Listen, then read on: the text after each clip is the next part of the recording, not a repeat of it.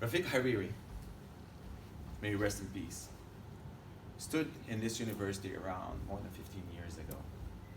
And he told us something really interesting. At the moment, I did not really understand it in full. He said, don't believe anything you hear at all. And believe half what you see and leave the rest to your mind and your heart. At the moment, I really didn't understand it. I think I was in an ignorant state and I had a long way to go. But as I traveled and I learned and I got to see a lot of things, I knew that he knew something we didn't know.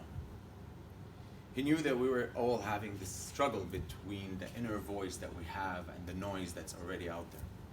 We all know the noise that we have in this country anyway.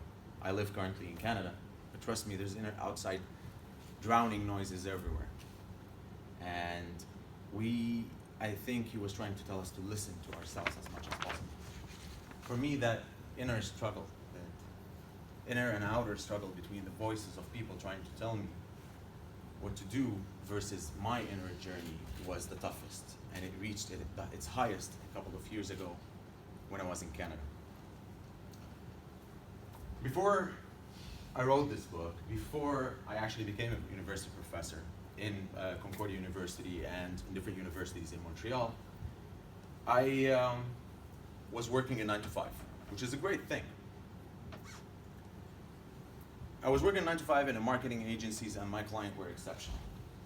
My clients were Pfizer's, Beats by Dre, Apple. I used to work day in, day out with Google, Bing. It was exceptional, really. It was the dream job of any marketing guy out there. Any guy who wants to marketing agency. I was an account executive. I was living the life. I was enjoying it. I was getting to practice everything that I wanted. Truth is, everybody thought it was a dream. Even my mom is like, Allah yurda alayhum shaghaluk. You know, like, that's the attitude, right? But that's what my mom said.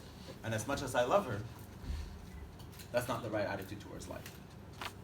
The right attitude is to think out of abundance and not scarcity. Abundance and not fear. So when I was working there and was living that dream, I always asked that question, is this it? Is this the limit? Was having that struggle that Rafik Hariri talked about that 15 years ago, almost at that point. I'm like, oh, here I am, here where I stand. I asked myself,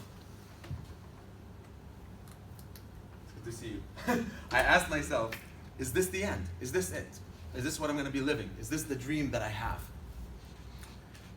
So on one side, there was that one voice telling me, stay. Allah yurda alayhum shaghaluk. And there's that other voice inside of me that's telling me, get out there and choose the choices that you have to make. See what's there beyond the limit. Discover whatever you have. Because every day we have to ask that question, where's that limit?